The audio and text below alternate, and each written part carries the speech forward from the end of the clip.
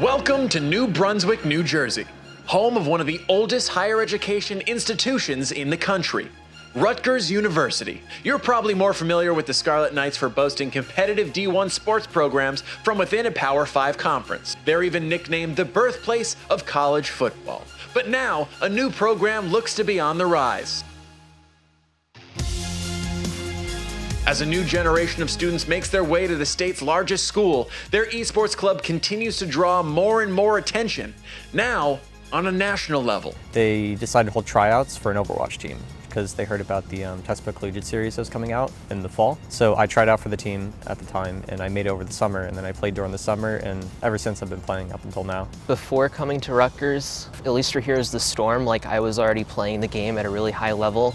And when I started to play with actual other pro players in the game and random ladder games, I was like, wow, there might be a chance I could do something with this. I decided to join some of the game clubs here at Rutgers, and eventually I got involved with Rutgers Esports. I really fell in love with the community, the events that we put on, and decided that I wanted to get more and more involved, and eventually I just became president. As the club and its teams continue to expand, the need for support and leadership grows. The Rutgers Esports Club is a completely student-run and student-funded organization and has absolutely exploded, becoming one of the largest esports club on the East Coast. It's practically like a 40-hour job, in itself, if not more. Sometimes, I have to sacrifice things like going to hang out with friends, playing video games, which is the ironic part. The more involved you get into this gaming club, the less you play of video games, just because you don't have the free time. The way you balance it is you just got to fit it into your routine. It's like being a normal collegiate athlete, I think, but I think a little bit less, intense, because you don't have to travel and stuff to go to a field and practice. So I like to call myself team parent. I'm like the soccer mom for the team. If I had a minivan, I'd shuttle them off to practice with a juice box and a pack of cookies, My job is mainly to do everything that the team needs outside the game so that the players and the coach only have to focus on responsibilities pertaining to inside the game. The Rutgers Esports Club is actually a collection of smaller clubs, each one dedicated to a game title. If you have enough people interested in a game, you can mobilize your group to create a club yourself. But even with support from the esports community and the gaming clubs at Rutgers, there are still some groups that have yet to be brought under the umbrella of the official esports club. In fact, there's one prominent game title, Heroes of the Storm, the official Rutgers Esports Club doesn't field a team for.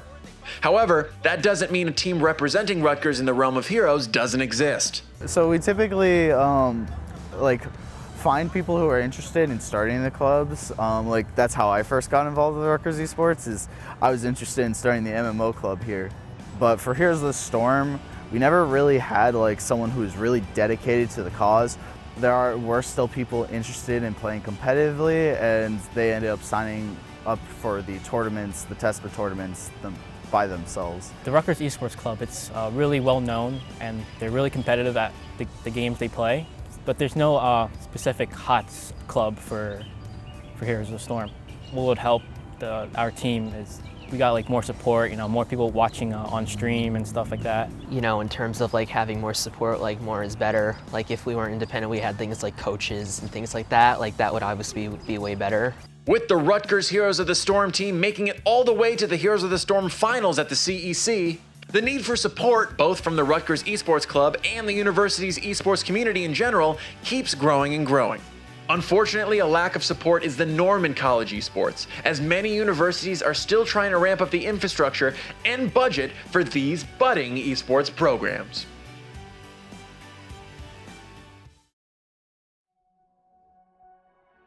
With ESPN's Collegiate Esports Championship right around the corner, Rutgers will have two teams coming to Houston, vying for a shot at championship glory.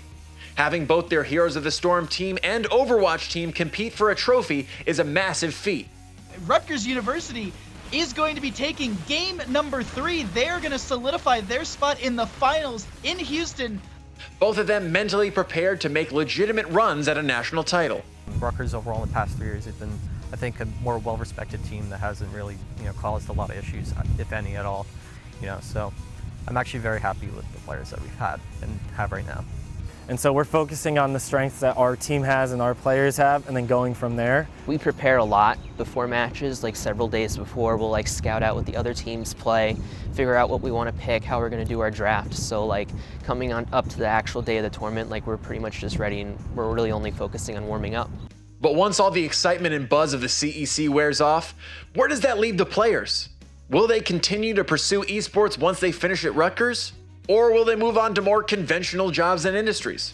Though the most talented players could see collegiate esports as a training ground to a potential career in esports, many are now realizing that this might be the last time they'll ever get to compete at this level.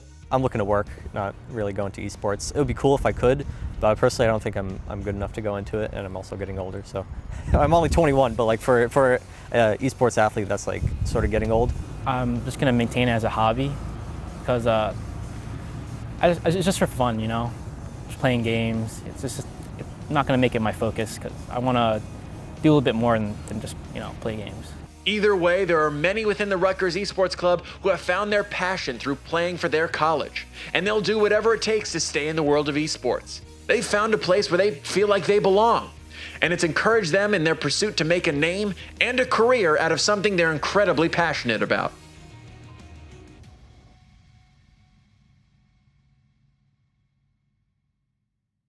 Something before I joined the organization and got more involved was I really struggled with what I wanted to do after college. I ended up actually switching my major about like 6 times until as I got involved and started helping out with events. I really realized that this is something I like to do and I'm passionate about. I've always been passionate about video games, but I never really saw a connection to a job. It's definitely something I could do. This is my first time doing something like this, so I could definitely see, depending on how it goes, I could pursue it even further. Now, I am all for going into esports. I want to go into either event planning or PR work for some major esports company.